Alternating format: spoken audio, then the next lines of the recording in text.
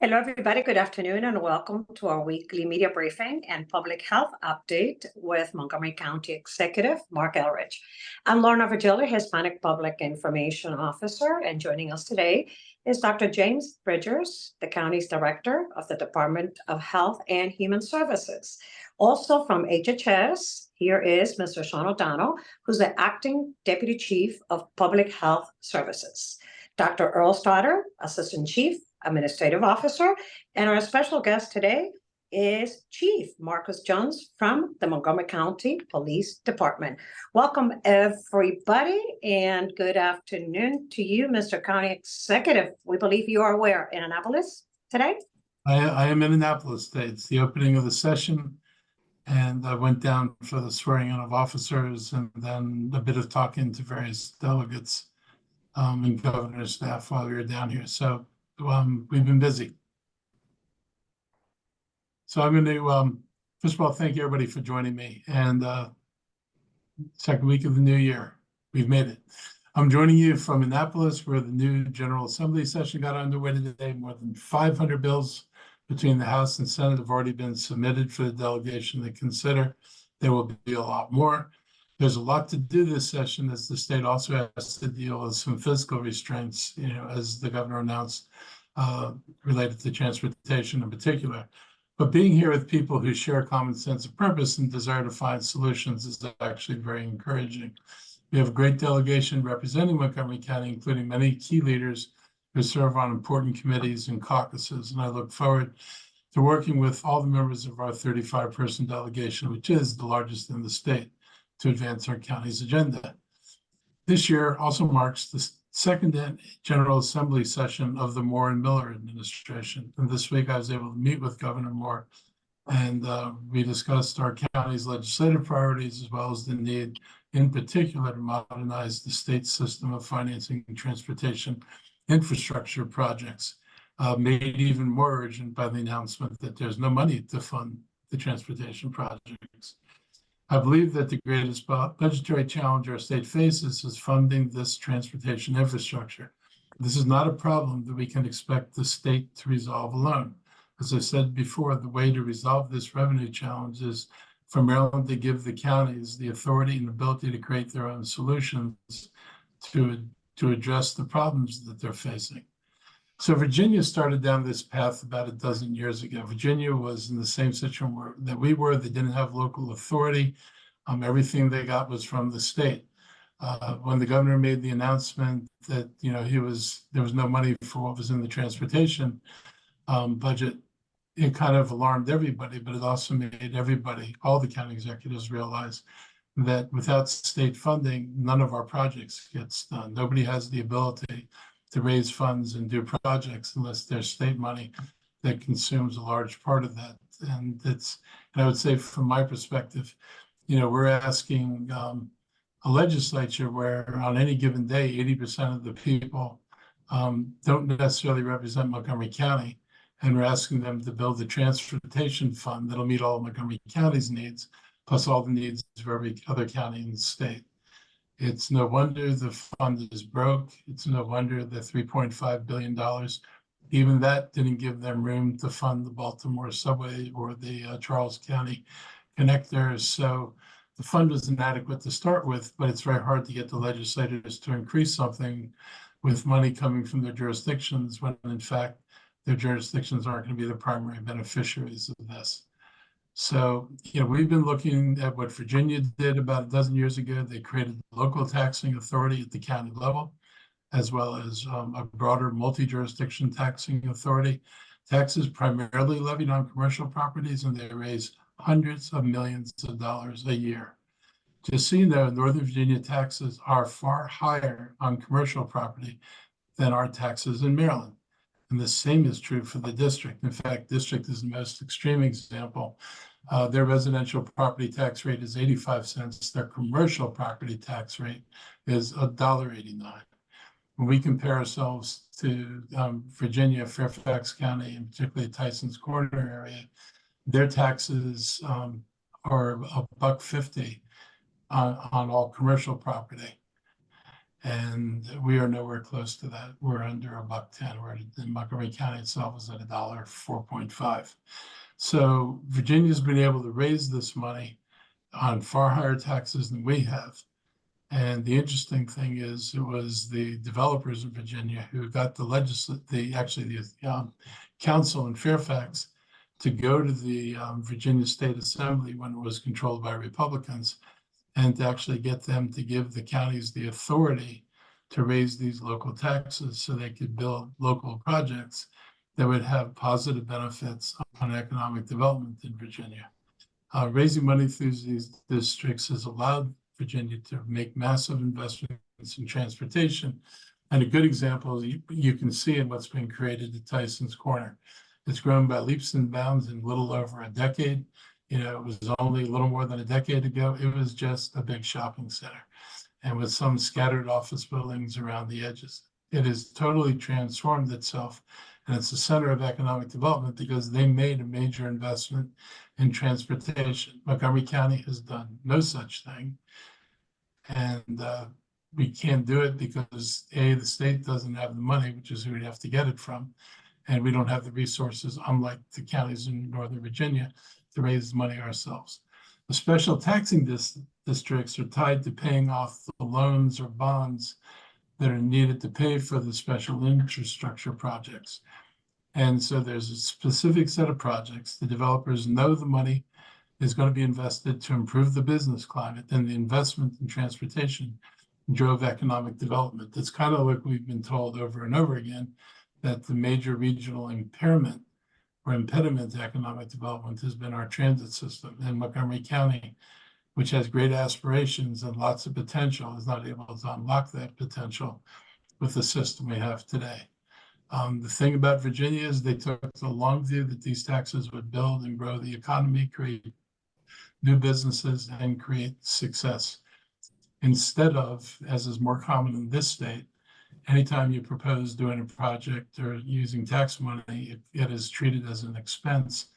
In Virginia, they understood that the expense was actually an investment, and that investment would help grow the economy, and they've done a pretty good job of it. And for everybody out there who's always pointing to Virginia, it's not the subsidies they gave companies, it's actually the taxes they put on commercial property that built the economy they have today. Here in Maryland, not being able to do any of that is a big problem. Any decisions to fund any big projects are made by legislators, and they don't have an incentive to raise money for the counties. And the result is not surprising at all. The result is bad for Maryland, and it's bad for Montgomery County. We still need some state money, and we've appreciated large infrastructure projects to get some investment. We have to do a lot more than what we're doing right now. In Montgomery County, a decade of planning hasn't produced an inch of real bus rapid transit that is still needed to connect the residential areas to job centers.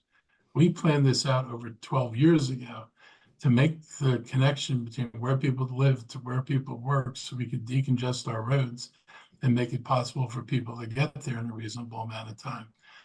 We have never been able to find a way to fund it. It's not, I would not say the previous executives had a lack of will, but they had a lack of resources, and they had no mechanisms to raise the money. We continue with other transportation infrastructure that is not competitive with others in the region. In Virginia, if they're recruiting a new investment project, and if the company asks when the infrastructure and a master plan will be put in place, Virginia can tell them when and how they're going to build it. And if you ask that question in Montgomery County, the answer is we don't know when we're going to build it. We don't know whether we're going to get the funding to build it. And it's a very unsatisfactory answer. It makes us uncompetitive. People want to know whether the infrastructure in your master plan is real or whether it's not real. And unfortunately, the purple line is a poster child for this. We do not deliver on time, and we do not deliver on master plans say the project should be delivered.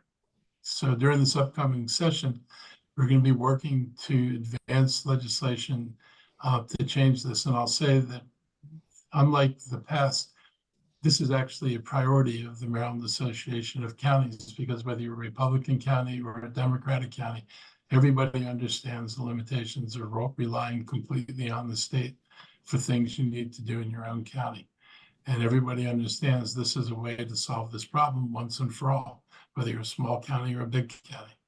During the upcoming session, we're also going to be working towards legislation that supports our efforts to combat climate change. We want to improve the education and get more funding. We also want more accountability in the blueprint. There's an interest in extending healthcare access in our communities, which could have a really positive tax benefit for Montgomery County, as well as working to support our investments and our work in creating more affordable housing. We're, talking to the state about increasing funding for affordable housing, but also allowing us to do affordable housing that allows ownership. Right now, state programs pretty much skew to rental property. Ownership condos or ownership townhouses are not a part of that. So, the specifics, we're going to push for bus rapid transit funding. We're going to support opportunities for the state to increase the volume of housing production and all the other things we talked about. So, we feel pretty good. Part of our agenda was, was mentioned by House Speaker Adrian Jones. It's been a topic of Governor Moore's discussion. So we find ourselves in pretty good alignment with what the leadership of the state wants to do. And I think it bodes well for the work we're doing in Montgomery County. On the police department, departments across the country and state struggled with proper staffing. The Montgomery County Police Department encountered similar problems in 2022. The department was down by 102 sworn officers, and by the end of 23, we're going to be down about 175 officers. We have to address this deficit aggressively to ensure appropriate levels of public safety. So I was glad to see this issue is one of Governor Moore's legislative priorities. His Growing Apprentices in Public Safety, or GAPS Act, is focused on making sure that Maryland is training and supporting highly qualified law enforcement professionals to protect our communities. We're looking at some other short-term options. The county has a policy that if you work for the county and retire, we can't bring you back. We're looking at being able to change that and bring back people who retire from county employment.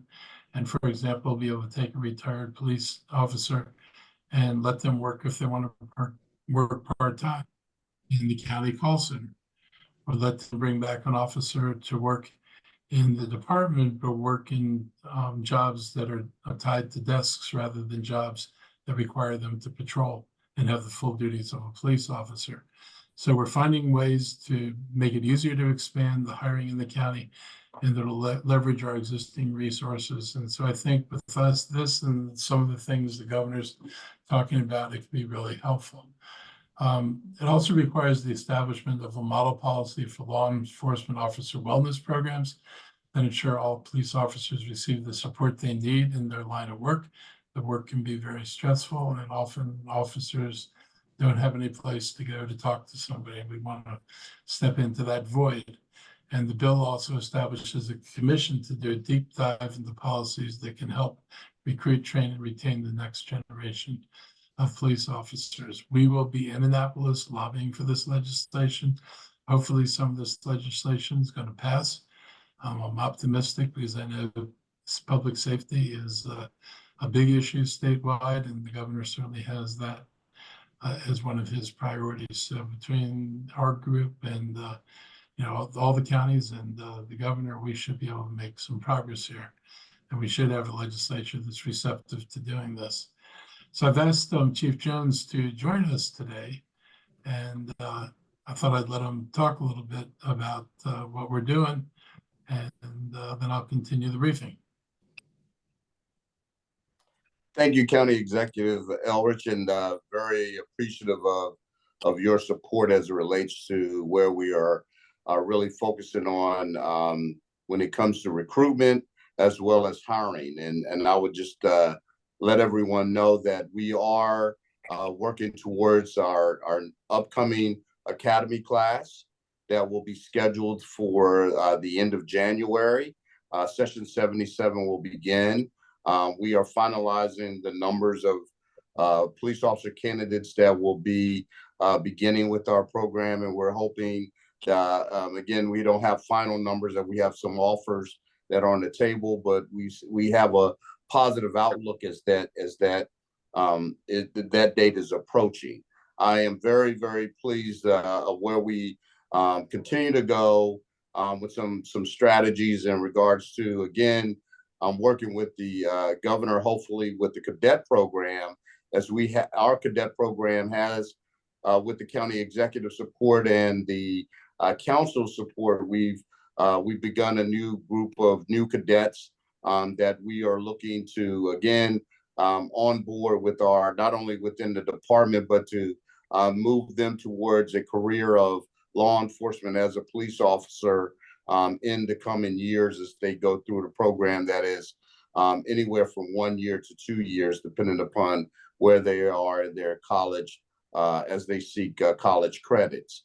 And that's been really fabulous. And I think the governor's approach and support will only help to bolster that program, as we see a good return on our investment of our individuals who are seeking this program and becoming police officers who are from Montgomery County. And I think that's been very forthcoming. I will say there continues to be challenges in the recruitment process. And one of the things that I have brought forth to the Maryland Police Training Commission has been the issue surrounding cannabis use, prior cannabis use by candidates. And there are regulations that do not allow for a certain period of time for cannabis use that has impact on hiring. I think in today's environment, where we are with the legalization of cannabis, that has now restricted law enforcement agencies, particularly the larger agencies across the state.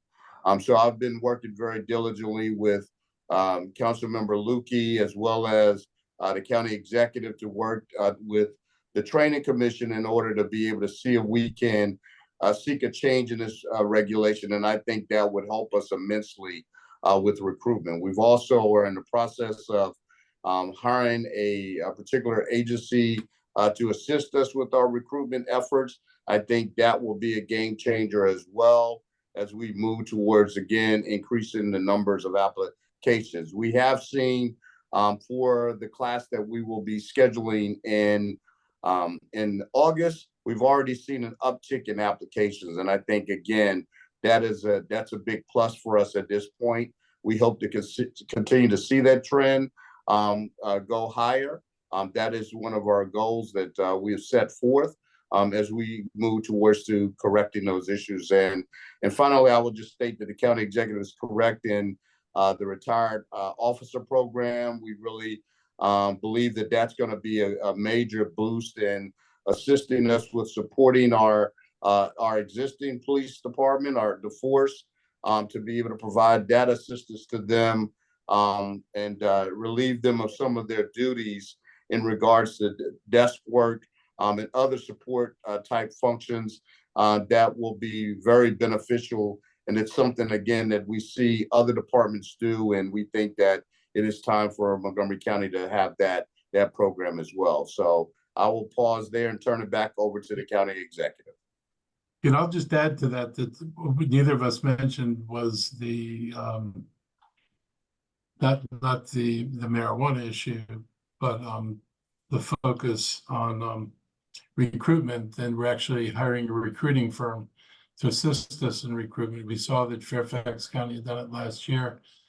They seem to have a fairly large class, and we're going to see if we can increase our success in recruiting by using the same firm to work for us. So we'll see what happens. Thank So you, County Executive. Questions now for this? Yes, I see Heather Curtis' hands up from WMAL Radio. Good afternoon, Heather. Go ahead. Questions for the county chief or police or the county executive? Good afternoon. Thanks so much for allowing us to speak with you all again. I'm wondering, Chief Jones, at this point, how many officers do you need to hire to have a robust department to have as many as you'd like. And how has the $20,000 hiring bonus been working? I believe Mr. Elrich or others in the past have said that has seen some good results. Yeah, I mean, we are actually evaluated the $20,000 bonus. We think that it has had some a significant boost, but we've also really want to evaluate it by doing a survey amongst those who've applied. We're still waiting for some results on that. But I will say, I think we've seen the numbers of our recruitment application process begin to increase to some degree. We also have initiated a lateral program, and we've seen the numbers of applications in that program also grow. And I think the $20,000 bonus has some significance to that degree as well. And your first question, I'm sorry, I don't remember specifically. Oh, that's okay. No problem. Just wondering, how many officers do you still need to have a fully staffed department? So as the county executive noted, we're approximately 175 officers down. And I will say, I think at the end of the day, has always been, historically for this department, we've always been almost 100% at complement of authorized positions.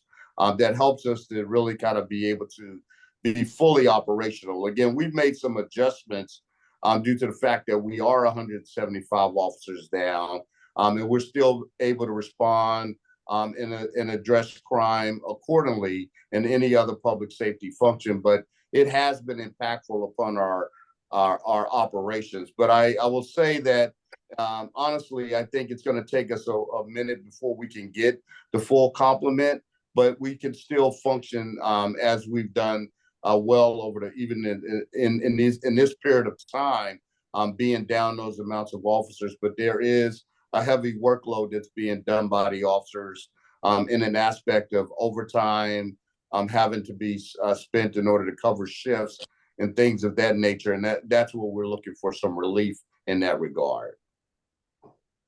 Thank you so much. Thank you. Thank you.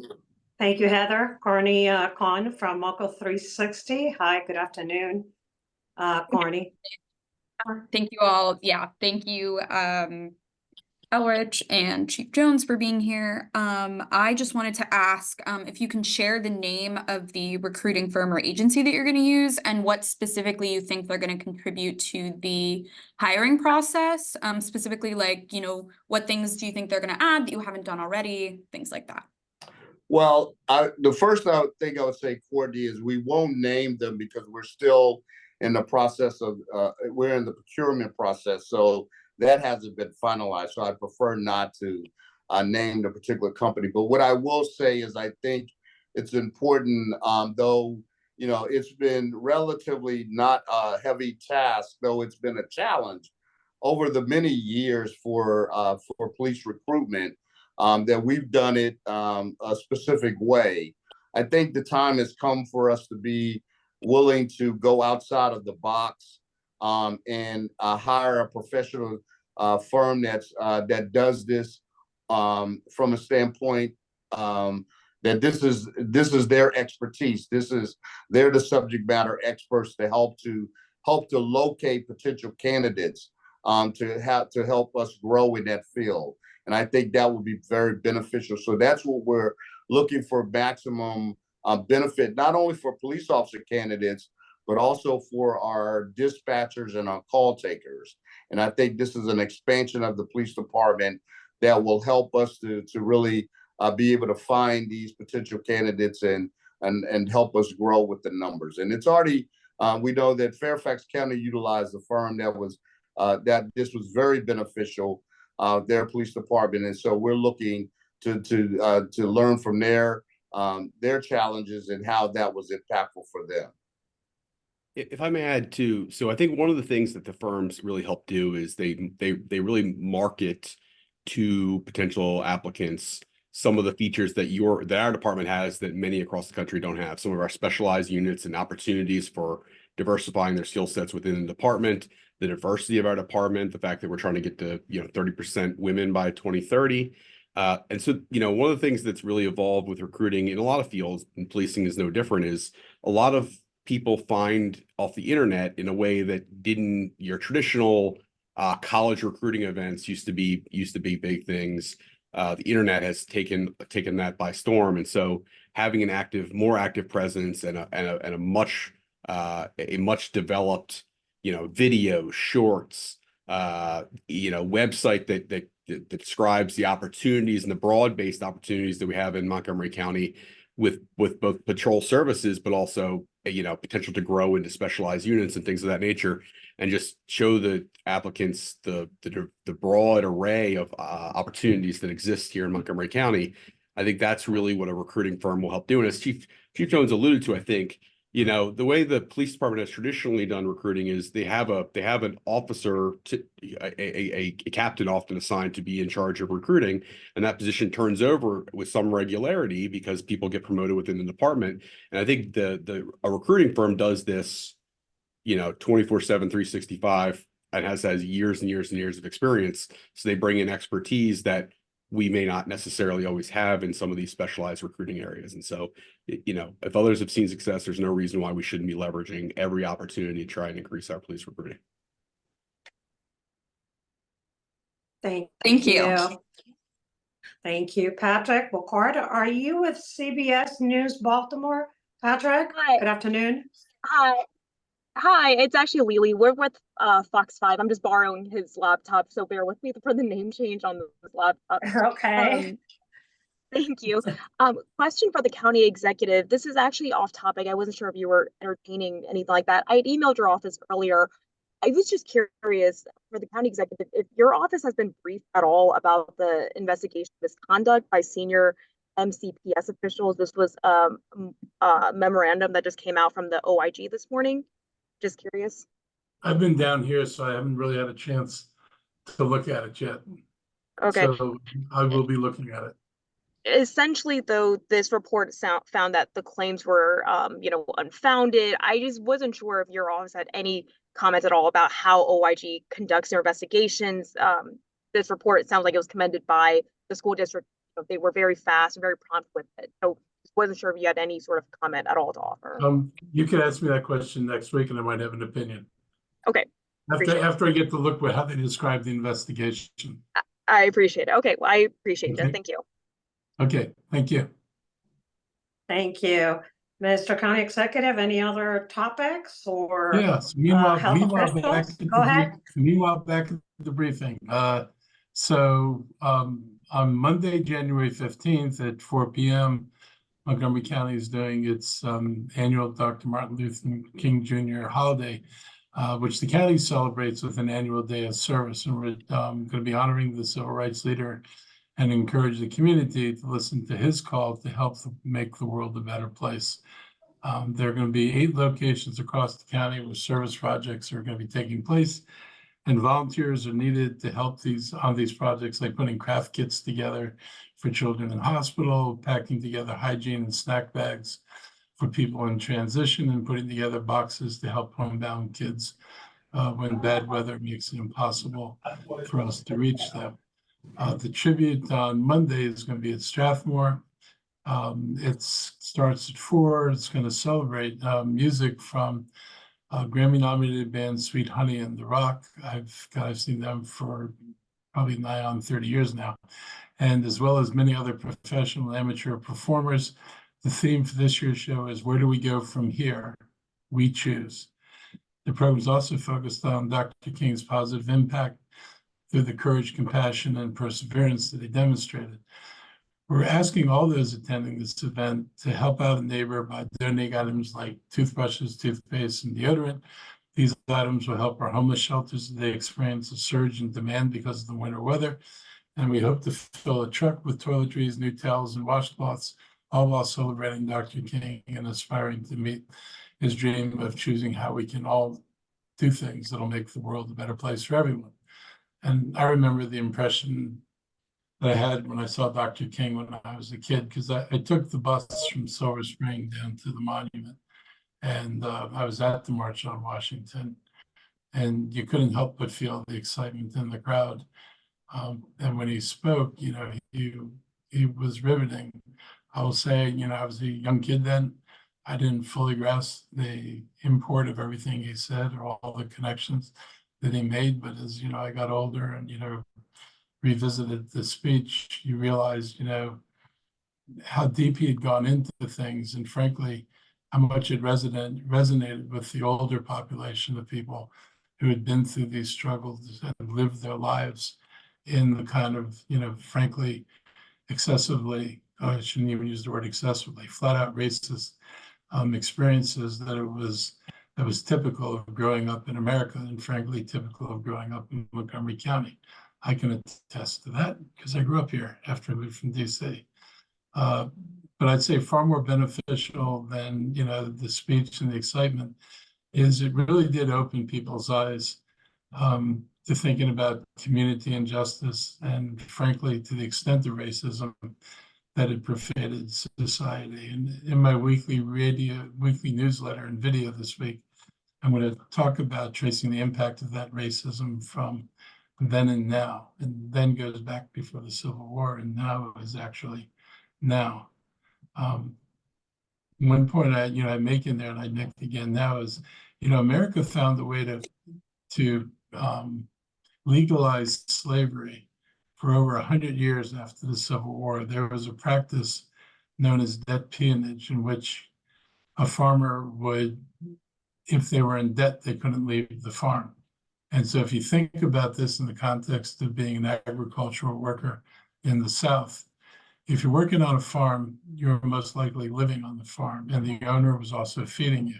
So the owner was deciding how much you paid for your food and how much you paid for your room and board.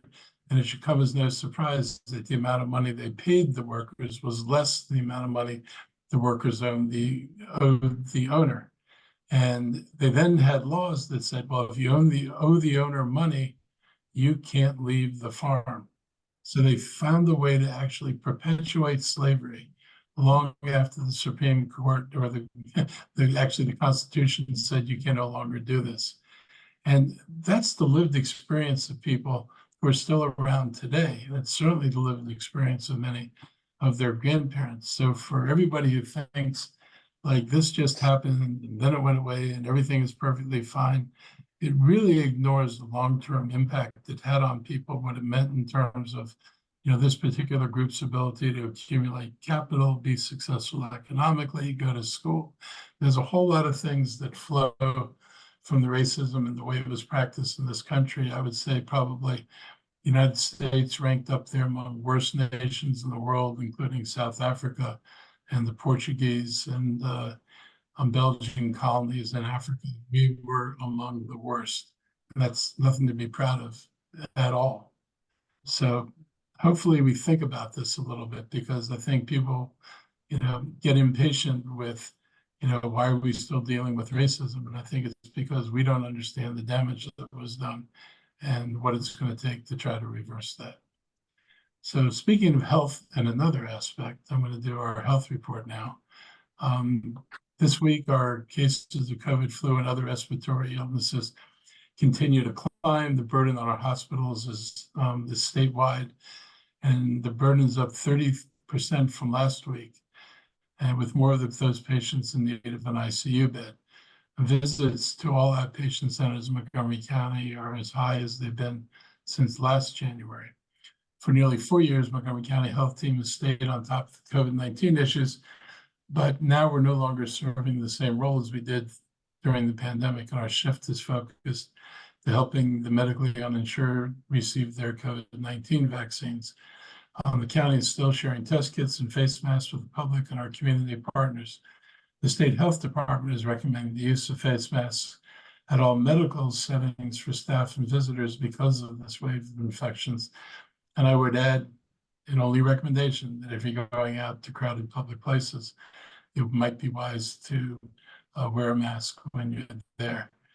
I encourage everyone to get the flu and COVID-19 vaccines, and for those who are with younger children and for seniors in our community, the RSV vaccine, which deals with another respiratory virus, would be good to get as well. The combination of these illnesses, and they can come together in the same time frame, can be really debilitating for people and presents, serious medical challenges when a person winds up in a hospital with multiple infections. The surge in this illness is something we've come to expect every January, but fortunately, there's no need to panic. Just take care of yourselves as we weather this latest wave of these illnesses. And with that, I want to turn it over to our public health team for any additional comments they might have before we open it up for other questions. Thank you, Mr. County Executive. I know you've covered most of the details here. We just want to reiterate that we are continuing to monitor our surveillance, wastewater, hospital numbers, outpatient data, both in our county and across the state. Again, we've continued to see rising COVID rates, ER visits, and inpatient hospital numbers have all continued to go up as we go through this winter wave. The big difference from previous years is we have not seen as significant number of intensive care patients. So again, it is causing though lots of people to go and seek medical care. We want to remind folks, if you have those flu-like symptoms, it could be COVID, it could be flu, it could be RSV. Use a test if it's available. If you have healthcare, please try to call your primary care provider for advice before going to an outpatient center. And we just advise that because of how busy our outpatient centers are right now. If you do have very serious conditions or difficulty breathing, please do follow up with immediate medical attention. With that, I do want to just recognize we've had a few more of our long-term care facilities that have reported, again, high rates of client vaccinations for COVID. Athena Woodland Nursing Home, Potomac Valley Rehab and Healthcare Center, and Sunrise Rockville have all joined our list that we reported previously. We're very, very happy to see the hard work that's going on with our long-term care facilities and working to get their vulnerable clients vaccinated. And just a reminder, everyone can get that the booster shot from this year, and it is recommended for everyone to have the updated shot. So if you haven't gotten one since September, please go out, get your COVID shot, get your flu shot, and be protected as we go through this season. With that, I'd like to see if there's any other updates from our director, Dr. Bridgers, or from Dr. Stoddard before we turn to questions. Nothing from me, Mr. O'Donnell. I think you summed up nicely preventative measures. We're good to proceed to additional questions. Okay, thank you very much, gentlemen. Members of the media, let's open it up now for general questions. Please raise your hand and we'll call on you. Any questions for the county executive and or officials participating today? No questions? Going once? Going twice? I guess we're done for today. Thank you everyone for joining us. Stay safe. We'll see you again next time. Have a great afternoon. Thank you all very much.